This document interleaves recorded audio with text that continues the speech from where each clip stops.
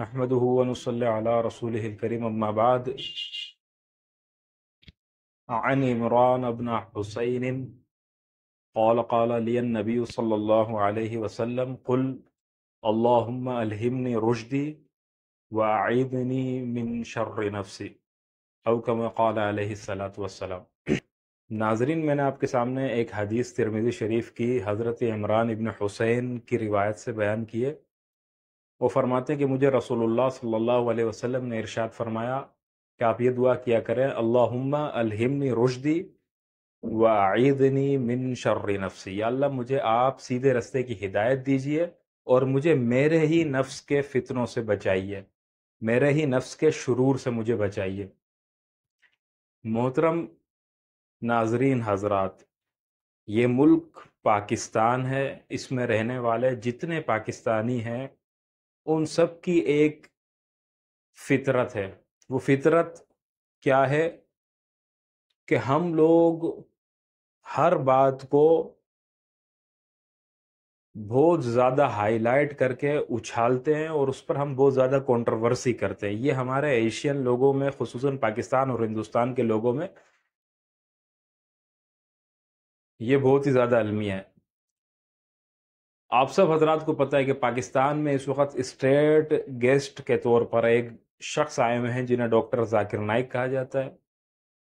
وہ حقیقت میں MBBS ڈاکٹر ہیں، لیکن ان کے پاس اللہ تبارک و تعالیٰ کا دیا ہوا ایک خاص دماغ ہے جس کے ذریعے سے ان نے ادیان باطلہ کے رد پر بہت زبردست اسٹڈی کر کے اپنے پاس بڑی ہی زبردست قسم کے دلائل محفوظ کیے ہیں، جس میں سے وہ ہندو مت کے یا عیسائیت اور یہودیت وغیرہ وغیرہ کے خلاف بہت زبردست انہی کی کتابوں سے حوالہ جات پیش کر کے ان کو مسقط جواب دے کر ان کے پریسٹوں کو، ان کے پادریوں وغیرہ کو چپ کرا دیتے ہیں۔ یہ شخص جو ہے یہ اسلامی لوگوں میں جو مذہبی لوگ ہیں یا پھر یوں کہہ لو کہ پوری دنیا کے اندر جتنا بھی اسکولر طبقہ ہے اسلام کا، اس کے اندر اس وقت یہ شخص ادیان باطلہ کا امام ہے۔ اس کے پاس جو علم ہے اس کو بلا مبالغہ کوئی بھی کہہ سکتا ہے کہ ادیان باطلہ کے اندر اگر ہمارا کسی بھی باطل دین کے کسی بھی بڑے پیشوا کے ساتھ مقابلہ ہو اور وہ ہم کو چیلنج کرے کہ اپنے دین کی حقانیت ثابت کرو، تو ہر مسلک کا عالم جو ہے وہ ذاکر نائک صاحب کو آگے کرے گا کہ یہ ہمارا نمائندہ ہوگا۔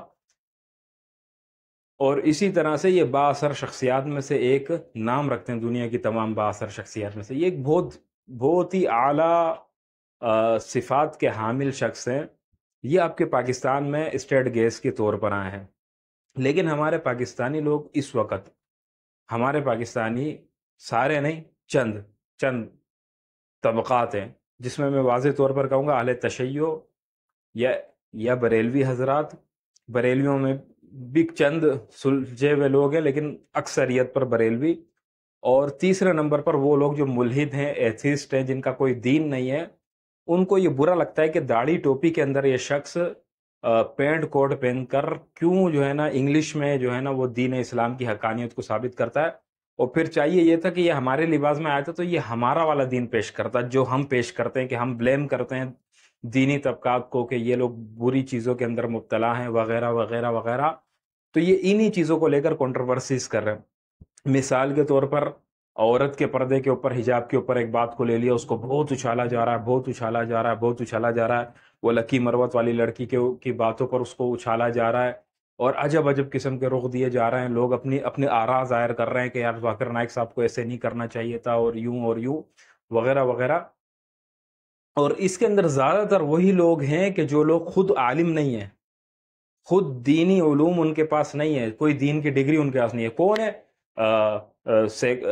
اسکولرز ہیں، کالج یونیورسٹی کے اسکولرز، اینکرز ہیں، یا پھر سوشل میڈیا انفلوئنسر ہے اور کنٹینٹ کریٹر وغیرہ، فلاں پوڈ کاسٹر وغیرہ، یہ لوگ ہیں۔ یہ بیٹھ کر اپنی آراء ظاہر کر رہے ہیں کہ نہیں ذاکر نائک صاحب کو اس کو یوں جواب دینا چاہیے تھا اور یہ چیزیں تو ہوتی ہیں اور ایسا ہے اور ویسا، یہ جو باتیں ہو رہی ہیں۔ اور ان میں سے ایک طبقہ یہ ہے کہ ذاکر نائک صاحب کا مذاق اڑا رہا ہے، استہزاء کر رہا ہے۔ اور کن باتوں پر ذاکر نائک صاحب نے کہا عورت کو پردہ کرنا چاہیے، وہ اینکر نہ بنے۔ ذاکر نائک صاحب نے کہا کہ یہ حرام کنٹینٹ بنا کر اس سے ارننگ کرنا یہ جائز نہیں ہے۔ ذاکر نائک صاحب نے اس لکی مروت والی لڑکی کو ڈانٹ دیا، اسی طرح وہ لڑکی نے جھوٹ کہا، اپنے آپ کو عیسائی کہا، اس کو ڈانٹ دیا۔ تو ان چیزوں پر کنٹروورسیز کر رہے ہیں، ان پر استہزاء کر رہے ہیں۔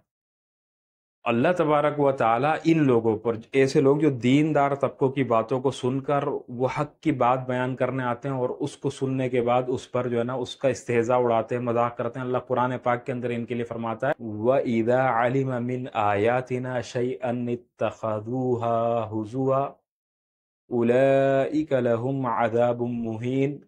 اللہ تبارک و تعالیٰ فرماتے ہیں کہ جب انہیں ہماری آیات میں سے کسی آیت کا پتہ چلتا ہے تو یہ اس کو مذاق بنا لیتے ہیں۔ اولئک لہم عذاب مہین، ان کے لیے ذلیل کر دینے والا تھا۔ یعنی جب ان کو ہماری آیات میں سے کسی آیت کا پتہ چلتا ہے کہ بھئی چہرے کا پردہ ہے، عورت کو مردوں کے ساتھ اختلاط نہیں کرنا چاہیے، کسی پر بلا وجہ الزامات نہیں لگانے چاہیے، تہمتیں نہیں لگانی چاہیے، تحقیق کے علاوہ بات نہیں کرنی چاہیے، جھوٹ کہہ کر اپنے آپ کو کافر نہیں کہنا چاہیے، وغیرہ وغیرہ، تو یہ اس کو مذاق بنا لیتے ہیں، اس کے میمز بناتے ہیں، اس پر کنٹروورسیز کرتے ہیں۔ یہ کافروں کا طریقہ کار تھا جو آج مسلمانوں نے لے لیا۔ اللہ تبارک و تعالیٰ ایک اور جگہ پہ فرماتا وَلَئِن سَأَلْتَهُمْ لَيَقُولُنَّ إِنَّمَا كُنَّا نَخُوضُ وَنَلْعَبُ قُلْ أَبِاللَّهِ وَآيَاتِهِ وَرَسُولِهِ كُنْتُمْ تَسْتَهْزِئُونَ لَا تَعْتَذِرُوا قَدْ كَفَرْتُمْ بَعْدَ إِيمَانِكُمْ، سورہ توبہ۔ کہ آپ اگر ان سے کہو کہ تم یہ باتیں کر رہے ہو، تم مسلمان ہو کر تم کنٹروورسیز کر رہے ہو، تم اسلام کا مذاق اڑا رہے ہو، تم آیات کا مذاق اڑا رہے ہو، تو یہ آگے سے کہتے ہیں ہم تو ایسے ہی شغل اور تفریح کے خاطر یہ کام کر رہے ہیں۔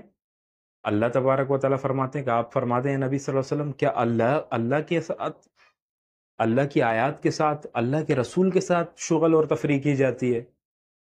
نہیں، بلکہ تم نے مذاق کیا ہے اللہ کی آیات کا۔ اب تم عذر خواہی نہ کرو، تم نے ایمان لانے کے بعد کفر کیا ہے۔ اب یہ کام جو لوگ کر رہے ہیں، اللہ ان کو فرما رہا ہے کہ تم ایمان لانے کے بعد کفر کر رہے ہو۔ تو ان آیتوں پر غور دینا چاہیے، ان آیتوں کو دیکھنا چاہیے کہ ہم کس راہ پر جا رہے ہیں، کس نہج پر چلتے جا رہے ہیں۔